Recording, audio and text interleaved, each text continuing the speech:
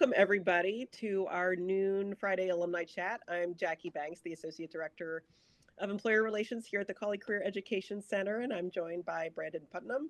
Brandon, did I get your last name correct? I want to make sure Yeah, I get that spot on. spot on. Okay. Brandon is a graduate of Georgetown Sports Industry Management Program and is currently a player marketing manager with the NFL Players Association. Before that, he spent time over 4 years with Monumental Sports and Entertainment.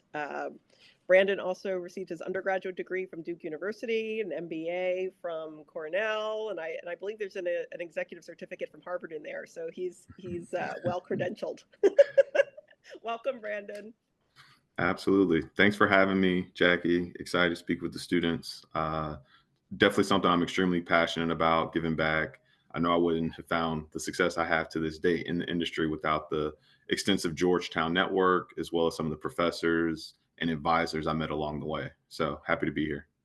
Great, thanks so much. So just to start off, because I know that we have students that are on the line that are both undergraduates just starting their journey and graduate students perhaps also in the sports industry management program that are more advanced. So maybe just tell us a little bit about what your job function is. What does that look like in your day to day? Yeah, great question. So I work in Players Incorporated. For a broader definition, the NFLPA is a labor union that works on behalf of all 2,500 active NFL players, as well as the former NFL player community. I work within the for-profit side of that entity, so an umbrella firm called NFL Players Inc. It is a for-profit business that generates revenue off of group licensing rights that utilize player likeness in the marketplace for commercial gain. So think of something such as the Madden video game, I think is most popular, or if you go into a team store or online to a fanatics.com and see a jersey for sale, the back end of how those dollars are distributed amongst the teams and each of the players across the National Football League is what my team works on. In addition to that, I specifically help to manage about $40 million roughly of a portfolio of client spending across multiple industry sectors, such as finance, telco, sports memorabilia brands, as well as consumer product goods brands. So think Procter and Gamble, Unilever, you name it. Working with those brands to essentially maximize marketing spends and commitments towards NFL player activations. So when you turn on, let's say Monday Night Football, and you see a commercial for USAA, and there's an active player, I think one in a local market running right now is with Mark Andrews. Mark Andrews has family members that have served in the special forces. We help to pair him with the USAA brand to come up with a national commercial campaign that promotes veterans signing up for the financial services with USAA. That's a very small example. But I work across a portfolio of brands, some of those larger names being Visa, Nike, Fanatics Collectibles, as well as Truist Bank, just some of the different industries for sure. And essentially, very shortly said or simply said, I help match players and brands. The primary skill sets I use on a day to day are consulting with those brands. So, really understanding what their goals, objectives, and return on investment looks like, and devising a plan to maximize whatever type of investment they're looking to put into a player to promote a brand. Different campaigns are different things. Sometimes brands are looking to drive adoption. Some brands are looking just to drive awareness. Some brands are looking to drive online revenue sales to their website. Or some brands may be activating an in-person event that they want people to show up to. A good example of that was Verizon this past Super Bowl actually hosted 32 different Super Bowl watch parties at NFL stadiums across the country, except New Orleans, because that's where it was hosted this year. It was a really cool activation. But in order to get into this free watch party with free food and drinks and getting to watch the game with your local team, you had to actually download and subscribe the service of Verizon. So it was something exclusively available to Verizon consumers, something that every telephone or telco company couldn't provide. So we were able to help track and create metrics to place against that spend that they did to have former players attend those events, and in some cases, active players, to have a return on investment. So that's an example of a campaign I've worked on recently, but I'll pause there to answer some more questions there, Jackie.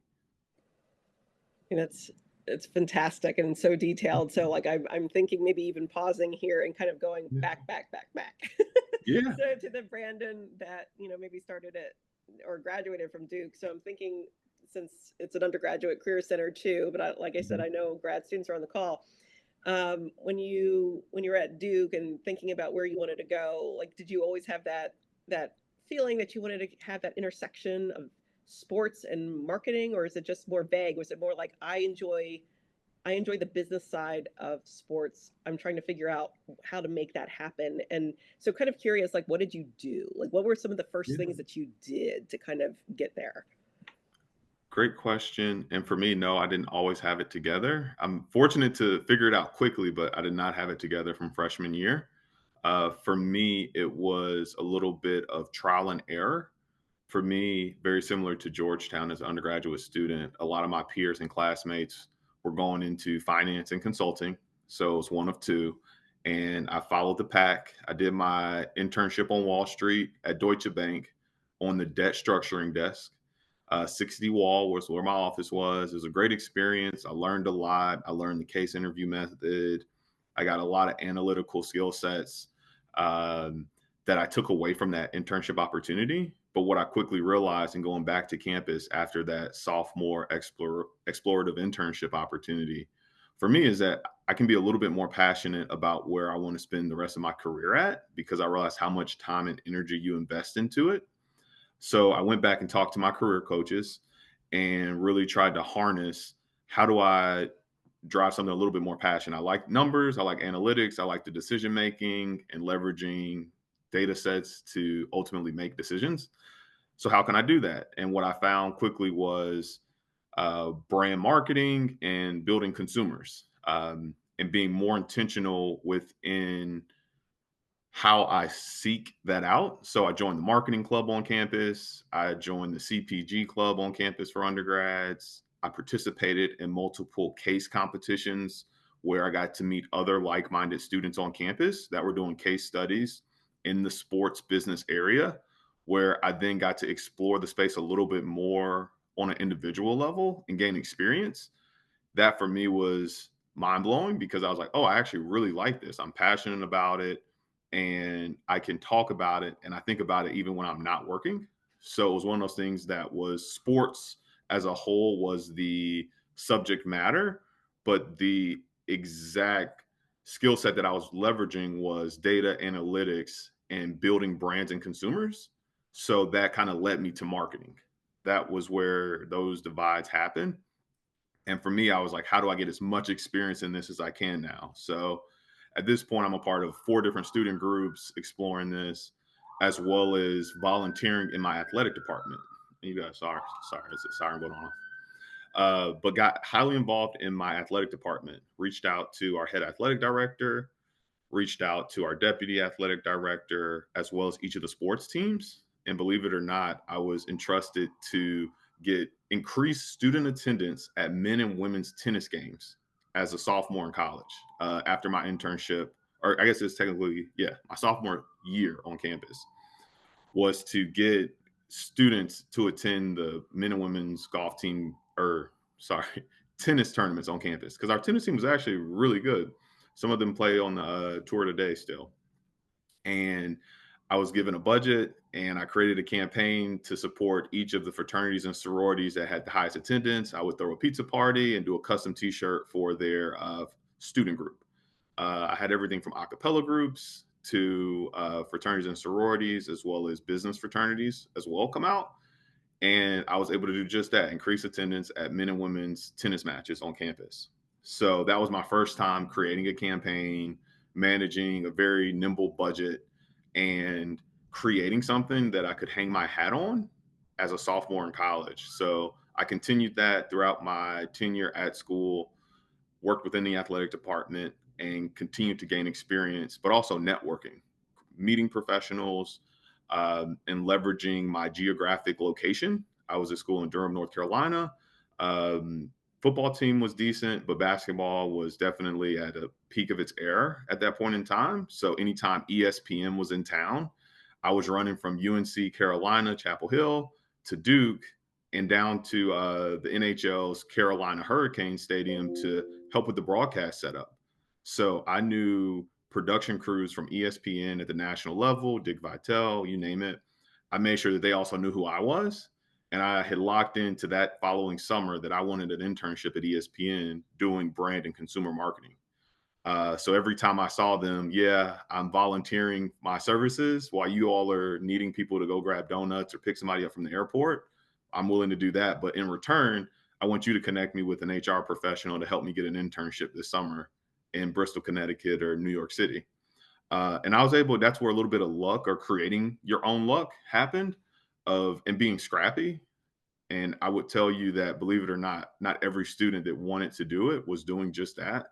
So I would say creating my own luck and putting my name out there was very important in college and ultimately allowed me to gain that internship experience with ESPN. So very fortunate, but once again, timing and creating your own luck.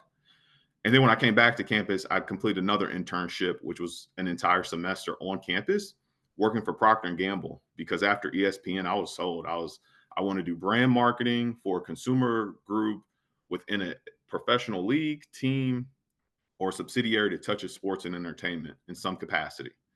So I wanted to learn even more the skill set and the toolkit needed to be a good marketer. So I interned with Procter and Gamble, who, if anybody's interested in marketing, I really suggest that you all look into Procter and Gamble as just an institution. They created the title brand manager and the idea that a brand manager should be a general manager of the brand, make marketing decisions, make P&L decisions, and manage a whole product category within a litany of different consumer good groups.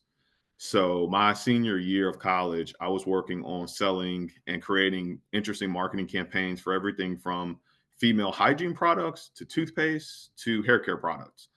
And that was a great opportunity for me to learn the nitty gritty of consumer and brand building and ultimately developing of fans. I do see a question that popped up, Jackie, or a hand from Haley.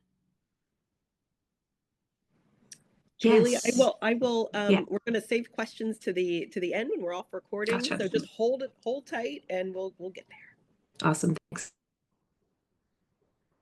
So I hope that answers that question, Jackie. Yes. No, fantastic. That is so helpful. And I think for the undergraduates that are with us too, I'm thinking that you talked a lot about being proactive, and at the very beginning, you were even just volunteering your time.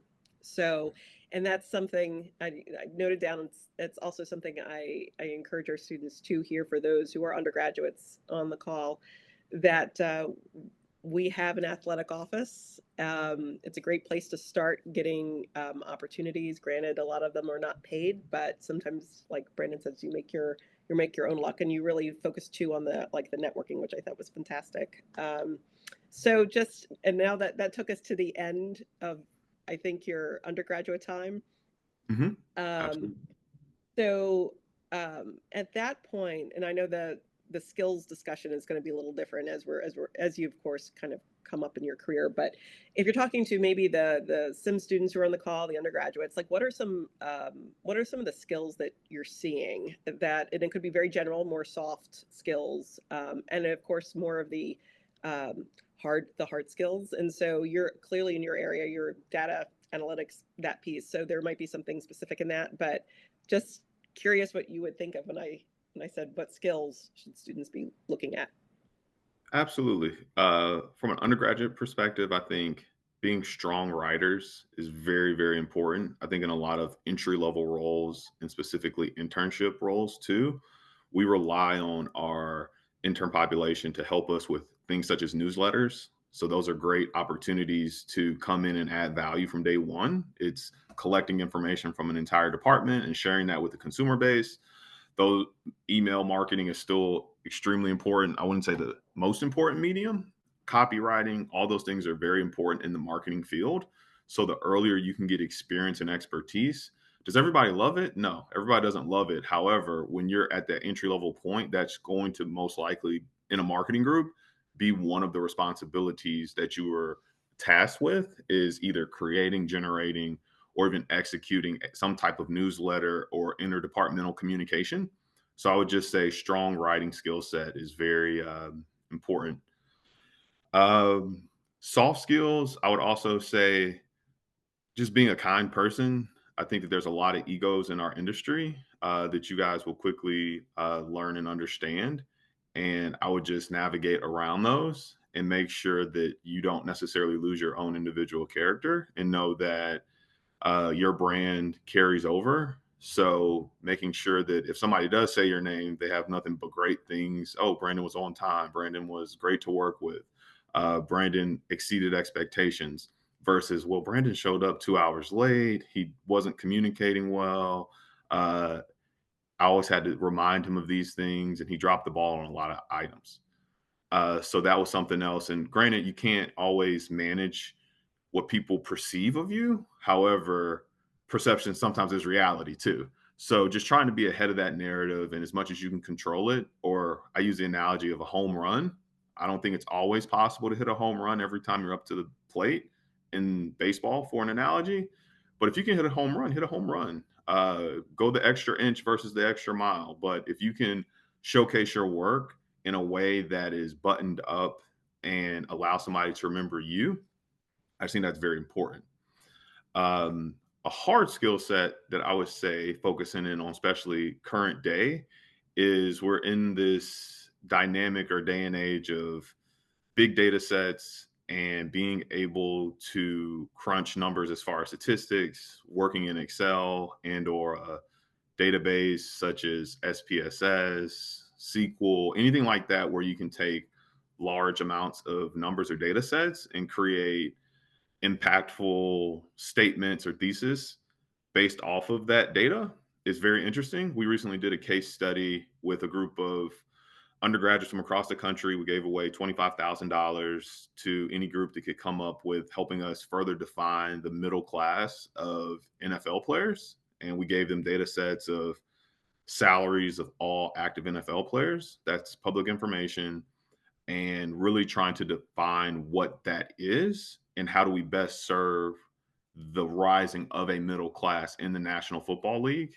Very different than I would say the everyday things you may think of as a marketing professional, but it's something as a player union, we serve the players. And oftentimes we want to make sure that we can serve the most players with an optimal outcome. So that was a data project that we recently worked on, and we got some really cool pitches, decks that came in from college students from an undergrad perspective and a graduate student perspective that I thought were really instrumental in some things that I wasn't aware of or data crunching technology that's available in the marketplace now that I think you all are learning currently in the classroom. So those are areas and hard skills that I can say you can shine in, and coming in at an entry level job or an internship, having that experience or background will give you competitive advantage over your peers. So I would just say data and analytics is very big, and any type of dashboards or insightful thesis statements that you can conclude from some type of data set is very beneficial. Obviously, everybody's talking chat GPT, AI. I think that that's the next integration as well. So how do we leverage that? How do we best serve 2,500 active NFL players with an AI chatbot? If a guy wants to know, how do I consume my 1099, or how do I get access to all the marketing deals that I've done over the last 8 years in my career, or how do I tap into my benefits, and having some type of augmented reality or AI come in to help them see that without having to engage necessarily with one of our union employees. Those are concepts that we're thinking about, that we're trying to solve for on the union side of our business. That I think that the generation that's in college and even graduate programs right now, looking at cutting edge theory and research currently in the marketplace, I think can only add value. So those are some of the soft skills and hard skills, Jackie, that I would say are really helpful right now in the industry. And that's fantastic because I was gonna like the other question, because if you can believe it, we're almost at 12:30, and I tell you this Oh, goes yeah. fast, is that you kind of leaned into a little bit of the trends too, and that you're seeing. So I suppose my last question for those that are joining us in the recording is maybe talking a little bit about maybe trends outside the job functions or trends Yeah. generally in your area. Um, and any advice that you would give to students, and then we'll end and we'll go offline and answer questions. Yeah, absolutely. To answer the first question, I would say trends right now are going towards the vice category, and the category being defined as gambling, alcohol, beer, wine, seltzer, as well as sports books and daily fantasy. Those are all very hot topics right now. The industry is continuing to trend. You're seeing a lot of government and policy changes around sports betting and gambling become legalized in states. And you've gone as far as there's a recent article in SBJ, which is a journal offered that I recommend you all check out. I read it daily, but there was a recent article about how Delta Airlines is looking to unlock sports gambling on airplanes. So when you fly Delta on a flight, as soon as you take off to land, you're able to bet on sports in the air. They argue that you're able to do it on cruise ships on international waters. So Delta's pushing the fact of what's stopping people from gambling in the air. But once again, it's a vice category. A lot of government changes and regulations and tax codes are going to be implicated there. So it's not clear cut. It's a lot of gray area. But I would say that that's what a lot of trending or uptrend right now in that category as a whole. You're just seeing across the space too, as far as the beer category being opened up to allowing active NFL players to engage in that category, and you now have a team located in Las Vegas. I think in the foreseeable future, you'll probably see an NBA club or an expansion team that'll kind of go out to Vegas. And that's my personal opinion. I don't know anything in regards to where the league's headed to next, but you already have a WNBA team there. You see the MLB's going there, the NFL's there. It's only going to be a matter of time before you see an NBA team pop up in Las Vegas. So I would just say the vice category as a whole is one that is multi-billion dollars. You've also got Indian reserves that invest into the gambling space. So as far as dollars and trends, I think you'll see a lot more players as far as stakeholders start to explore that space. Companies such as DraftKings, FanDuel, things like that are growing up. MGM Sportsbook in the hospitality space are just areas that are continuing to grow and spend dollars in customer acquisition. So that's trending in the area right now. As far as advice I would give to students across the spectrum, it is to network, network, and network. This industry is very referral based. And oftentimes, when people are hiring, they often pick up a phone to get a recommendation from your last employer. And I would just say, as much and also, like in that networking process, remember quality over quantity. So if you go to a networking event, events such as like the CME conference in DC, there's a few SBJ conferences that are hosted in the local DC area as well. I think GW actually does a pretty good sports business conference as well to attend those, but always go quality over quantity and make sure that you're going a little bit deeper with those relationships, only because once you become employable or in the job hunt, it's going to be more important about who also knows you and knows your work.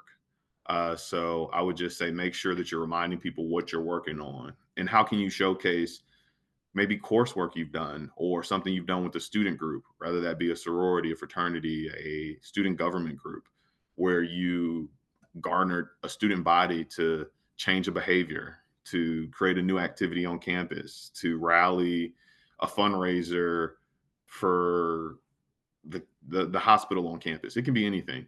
But I just think getting as much experience and exposure you can is valuable. Also, figuring out what you don't like. I think that college is a forgiving environment to do that. And find you a mentor too, because you'd be so surprised how many people at Georgetown are willing to give you their time and expand their network to you to help you find success in the space. But I imagine that professors or advisors can sometimes maybe be overcommitted or have a lot of things going on. So try to take out the legwork. Say, hey, I'm interested in this company doing this. I noticed on LinkedIn you're connected to this person, and this person. Would you be willing to sit down with me for a coffee chat and we put together a plan for an introduction? Just trying to be creative in that way, but also remembering that it's just a competitive space. So the more you can do to set yourself apart and get those experiences early, the better. Oh, that's great. Thank you so much, Brandon. I told you 30 minutes would go by very, Yeah. fast. Okay, so folks that are joined us on the recording, we're going to end here.